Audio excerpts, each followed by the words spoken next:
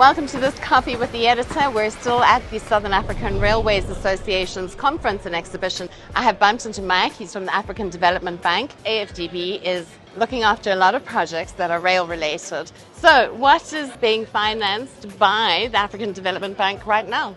Last month, we have supported Transnet, the reform that is going on here in Transnet to address the logistic crisis issues and open access for private sector with $1 billion investment. For us, that was a big game changer, and we hope that that will help Transnet to really reach their goal of having open access and turn around, to support the turnaround plan that Transnet and the government of South Africa has put in place. So that's one major one for us. As you know, we are an institution that also think about sustainability. So we do the transaction, but we think about long-term sustainability. And this, for us, is one investment that we believe will help to put Transnet back into sustainability pathway. How are you going to run the procurement process for the money that you've given to Transnet? This money actually came through an instrument facility that we call corporate loan. This is not the first time. We have done two already for Transnet. So this was the third one. Yes. So it's a loan that we gave to Transnet, and that is to support the turnaround plan, the short-term turnaround plan, which has a series of procurement activities that they will do following Transnet procurement rules, which is also compatible with what we do at the African Development Bank. So Transnet will go out to the market using their own procurement rules and actually procure all those services that will be financed. And you're going to be monitoring that process. That's a key one you just said over there, monitoring. Because as you say, we are in there for long haul, right? So we want to make sure that this works. And Transnet also need us to keep telling them that this is working or this is not working. So we'll keep monitoring this. The good news is that South Africa and Transnet have set up 3 layers of monitoring themselves, both at the presidency level, at the Transnet level, and also at the ministerial level. So that's for us provide a good framework for monitoring, in addition to what the bank will be doing with Transnet on a regular basis. All right, so let's take it a bit more into like the financial side. What is the loan repayment period? When does that start? What is the interest rate? Can we actually afford it? Absolutely. You see, that's where the bank has a comparative advantage. We as MDBs, Multilateral Development Bank, we're actually looking forward to always lower the cost of financing for our members, right? So therefore, we provide long-term capital, which is not regularly available in the market. Commercial banks have shorter duration, but we have a longer duration, really to provide this kind of a blended finance, to help investment to actually take place. So typically, our loan is about 15, more than 15 years or so. And we also have 5 years grace period, up to 5 years grace period, which allow those companies to turn around before they start repaying us back. And the cost of funding for us is also very, very competitive. And of course, for private sector financing, depends on the risk element, some other criteria or parameters that we take into account. But nevertheless, we remain very competitive and also, provide long-term financing to really support investment, both for government and also for private sector. Okay, yes, because most people think that AfDB just does the government, but you also do the private sector as well. We are heavy on private sector. Transnet for us is a private sector client, right? The same with CFM. We just done the same thing with CFM next door. Yes. Also private sector, we finance rolling stock for CFM. So that was 60 or 80 million US dollars? I think there's about 40 million or so. Yes, 40 million or so. Okay, so that the 80 is what they spent, the 40 is what they've taken as the loan. Exactly. Yes. All right. So it's actually an incredibly exciting environment right now for rail, which I certainly believe, because there just seems to be so much happening in terms of projects actually coming to fruition and happening, never mind those that are in bank feasibility stage, which, let's talk about that, because you've got I saw recently Trans-Zambezi. Yes. And then there's a project in Nigeria that links to Niger. So just give me an overview. Yeah, no, I think this is very important. Railway for us, I'm just like it has to be a network approach. So we do support regional connectivity and also national connectivity. So for instance, last year, we financed one of the largest SGR projects on the continent, Tanzania linking to Burundi, phase 1. Yes. And now we are just waiting for the feasibility study to be completed so we can also do phase 2, Burundi to DRC. So the idea is to be able to move goods from the port of Dar all the way to eastern part of GRC and connect at Kindu with the railway of SNCC and come all the way down here and so on. So Kindu's got the dual gauge. Exactly. Yes, all right. Exactly. And also that's on the Central Corridor. We're also looking at the Northern Corridor, right? From Mombasa Port to Nairobi, Naivasha, where the rail currently stops. And they will also take it from there to Kampala and so on the SGR. Are you looking at the LAPSSET project? LAPSSET project, yes. We are supporting LAPSSET All right. to develop the port, Yes. right? I want the railway. Are you? The railway is coming. 11 billion. Railway is coming. We have also done the road, but Yes. railway is the next big one that we need to do. Yes. We're looking at Are the you master keen plan. to fund it? Absolutely. All right. Because What's you the see- time frame? Well, Because you know that ship came into port Yeah. with all the fertilizer Yes. at Lamu Port. Yes. Do you know how many trucks they put on the road? Yes. There should be a railway. it has to be a railway. It has No, to. Definitely. So we agree. It has I to want be a the railway. timeline, please. So, no, well, I mean, but we are working on it seriously. Okay. The multimodality approach is the way to go Absolutely. on those corridors, right? So we're looking at it. Namibia also, we have done a rail linking, the Walvis Bay port, which we have also financed, through all the way to going to connect with Zambia and Namibia and so on. I mean, Botswana and so on. So we're looking at, holistically at the regional perspective. We're also looking at further reinforcing the connectivity between Mozambique, Zimbabwe, Botswana, and also create a new port over there in Mozambique. So a lot of projects. Same in West Africa, right? Where we are trying to densify the connectivity between Côte d'Ivoire, Burkina, and Niger. And also, as you mentioned, Nigeria and Niger. It's a standard gauge railway. Central Africa, the same thing. Douala, going to N'Djamena to open up those landlocked countries. Now, this day we are saying land-linked countries, right, of Chad and Central African Republic. So it's a whole network approach that the bank is trying to do. Whether it's a transaction, master planning.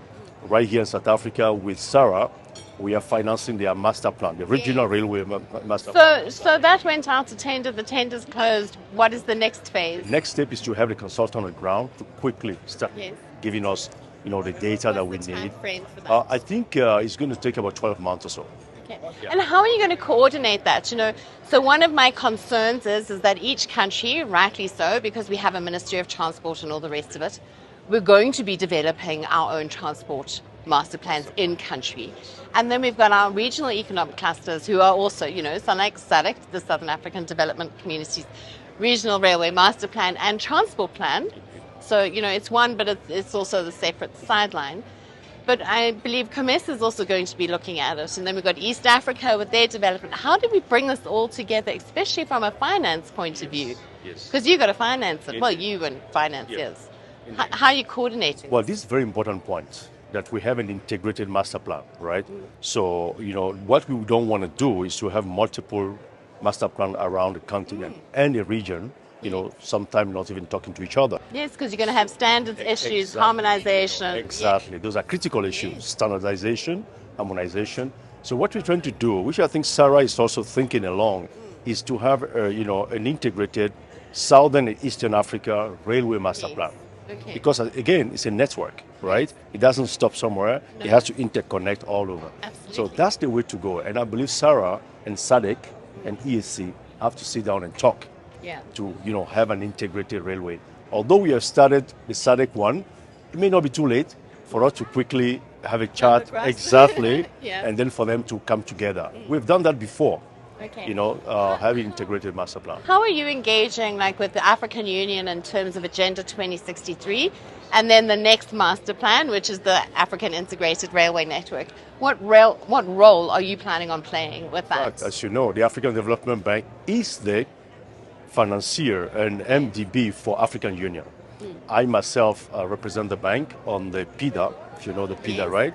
Yes. I've been chairing that committee that came up with the PIDA project together with other NEPAD, AUC, and also the UNECA. So we have a very, very strong relationship with African Union, right? So we are fully much, involved in the integrated rail master plan because we are implementing it, financing it, and also the Agenda 2023. We define for us the framework, the vision, but everything we do in infrastructure at the bank is to deliver the objective of the 2063. and also the FCFTA, as you know. Yes. So how do we deal with the naysayers that go, African integrated railway network, it's never going to happen, it's so far-fetched. Many people don't really understand that some of those projects are already on the ground and happening. Exactly. So how do we reposition that conversation to say this is not pie in the sky, this is real, and it's I think the solution right here is you. It's exactly what you're doing, Phillippa. I think you're doing a great job, right? Thank you. You're doing a great job. So we have to partner with you, African Union, other Nepal, and ourselves, to do more. Yes. I think that communication is very important. And to physically see and what's to actually physically happening. Yeah. to demonstrate this. Yes. So we need evidence-based communication where you have to go around and then show this to people, right?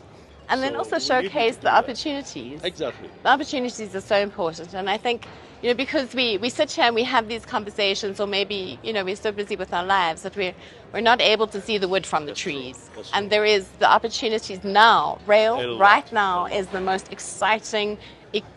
Railway, Right we now. are the renaissance of a railway in Africa. Yes.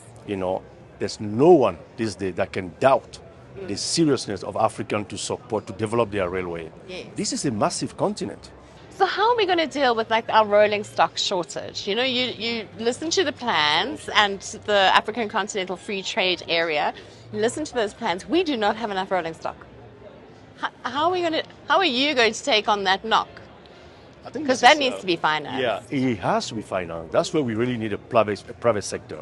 That we need a platform for this.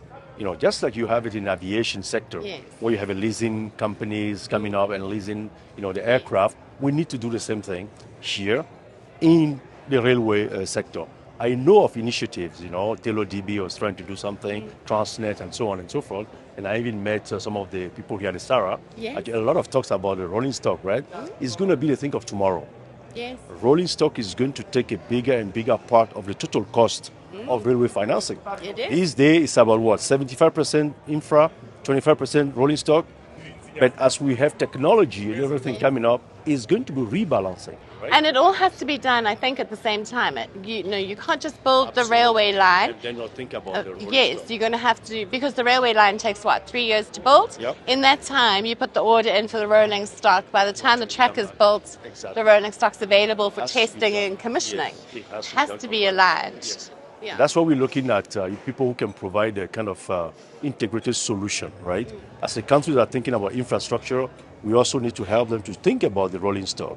That we need to bring private sector together. I strongly believe in PPPs. Yes. From the get-go, planning phase, all the way to execution. So it's only if we start doing that integrated approach, that we can see financing making sense totally as a total solution, A to Z, for railway infrastructure. What if we did something like the independent power pool, but for rail projects? It's just something to think about. And then the second thing is the African, the carbon credit market for Africa. Is accessing carbon credit for projects here in Africa viable? And how can we do it? Well, these are very important, as we discuss innovative financing, right? Carbon credit is untapped market for us. Africa offers a lot, but we are not able to capture it and translate into investment. Railway offers one of the greatest opportunity for green financing, right? Where we can actually, quickly get the carbon that we are actually, avoiding to bring it We're to. talking about it, we understand it. Yes. How do we access How this? do we market? I think we need a lot of, capacity building to be done. Countries and, companies, they need to understand this properly.